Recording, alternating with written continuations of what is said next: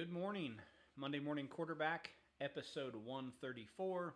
Hope you guys are all having a good start to your week and happy to be back with you again this week.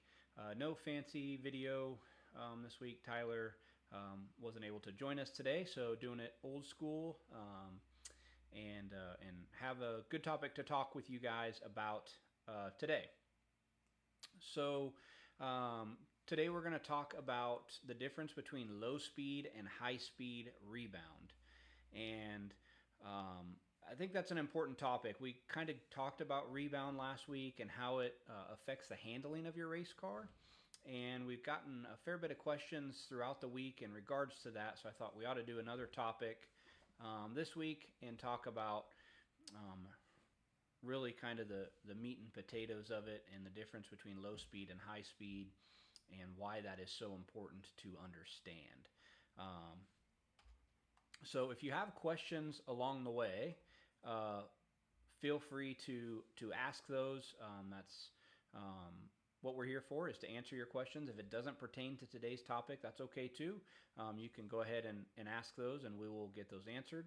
And I'll talk about today's topic and then we'll come back and answer those questions. And as always, if you watch this after the fact and you have a question, that's no problem either. Just comment and we will get back with you and answer your question as quickly as we can. So again, today's topic is low speed versus high speed rebound. And where this becomes a really big play in our core markets, the open wheel dirt scene, is left rear. So left rear rebound. So I'm going to show you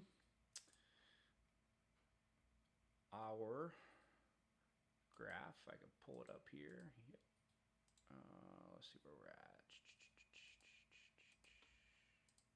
Okay. So this is a Rohrig dyno file, okay? And you can see the red graph is kind of our more traditional new style left rear. And I dug back in the archives, and this bluish purple graph, a little hard to tell on the screen, this one here, this is what a left rear looked like when we started CSI back in 2009. Had more high speed rebound and didn't have as much low speed. It wasn't as digressive of a shock. And so for those of you who haven't maybe caught our earlier episodes where we talk about how to read your dyno graph, any positive number, so from the zero line up, positive number is the compression side of the graph, and the negative number is the rebound side of the graph. And I had a guy ask me last week, was a little confused because he thought the negative number, the lower it got, the stiffer the shock was. So it's actually not that way. The higher the number on both sides, the stiffer it is. But any negative number is going to be rebound. And then across the bottom here, where you see my arrow going down here on the bottom, that's the velocity side of the graph. So we start at 0 and the shock was dynoed to 10 inches per second. So if we look at the 3-inch number, which both graphs are very similar. They're right around 300, just a shade over, maybe 305, 310. They're almost identical at 3 inches. So if you just were looking at that number, you would think you had a similar shock, when in reality they are drastically different. Okay, so your 0 number is 220-ish pounds on the red shock, and on the other shock we're about 35 pounds of 0 number, so a huge difference. And then even your 1-inch number, the one shock's 150, the other shock is 275 or so. So greatly different shock. So that red shock, if you were to do the old torsion bar test and step down on the car, it's going to hold down a lot longer. Where the blue shock is going to come back up much quicker. Even though the blue shock is actually stiffer out at high speed, at 10 inches per second, that shock has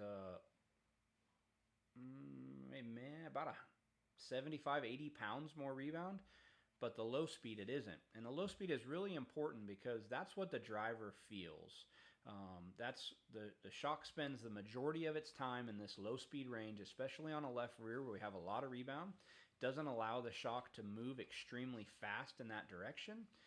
So we're going to be working in this 0 to 2 inch, maybe 3 inch number, but we really focus 0 to 1 when we're tuning left rear rebound, and because we're not seeing these higher velocities. So the red shock's definitely going to feel like the stiffer of the two rebounds because of that low speed number.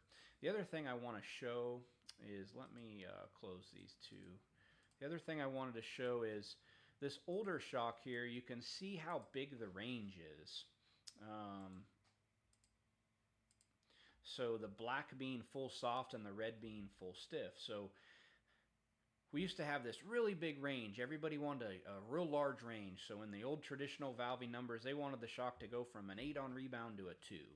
But the problem is it lost so much low speed so quick that the shock wasn't very efficient. So as you start to open this thing, it just loses so much low speed so quick that you can't use it. On the a newer shock, you can see our range is much less. Change the color so you can see it. So you can see from full stiff to full soft, the range is much less. The 3 inch number doesn't change that much because it doesn't need to change that much. But our low speed, we still have a really nice wide range of adjustment. The 0 changes about 200 pounds, and the 1 inch changes about 125 pounds. So a big adjustment range, but it's not as big as the old one. And the reason we did that is we wanted to have a nice, fine incremental adjustment. So you can see how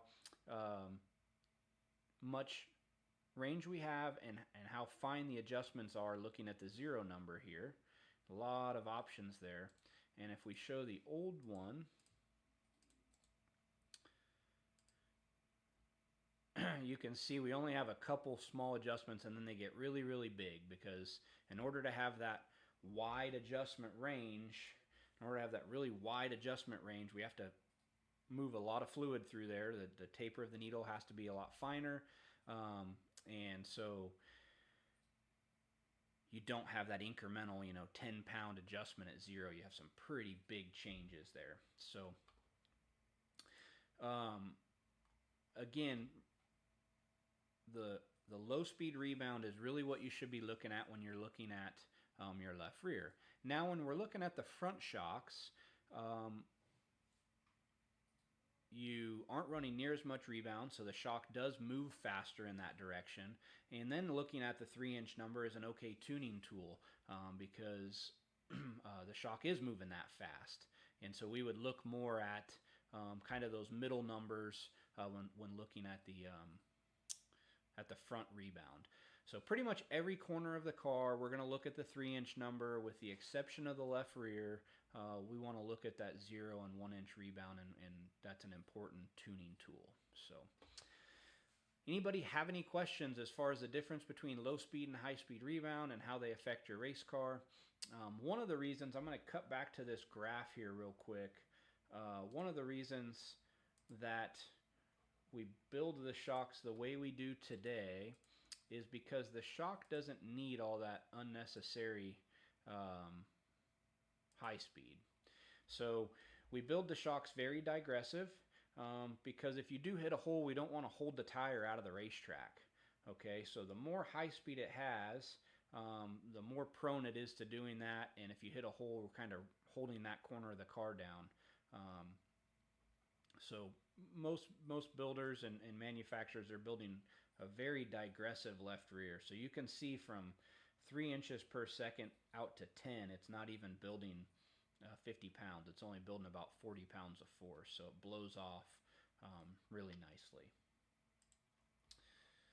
All right. Questions? Anybody have any questions? We're more than happy to answer those for you. Again, if we miss your question, you can always jump back and ask it after the fact. I know some people are still adjusting to the new time, and that's okay. We can certainly answer questions after the show if you can't watch it live. If you've missed any of these and you want to go back, I spent a little bit of time this morning and I got the last 6 or so uploaded onto YouTube. So YouTube is current through last week. Our YouTube channel has all previous 133 episodes, as well as a lot of other cool tech videos for our quarter midget customers, and some steering tech videos that Kevin's done. So a bunch of stuff there. Please subscribe while you're at our YouTube page checking that out. I know we have some folks that maybe have a racing buddy who isn't a Facebooker, and that's fine. He can get all this same information on YouTube as well. So doesn't look like we have any questions pertaining to this, and that's okay. If you think of something after the fact, jump on and we'll get that answered. But we hope you guys have a great week. Thank you for tuning in, and please like and share our videos. Take care.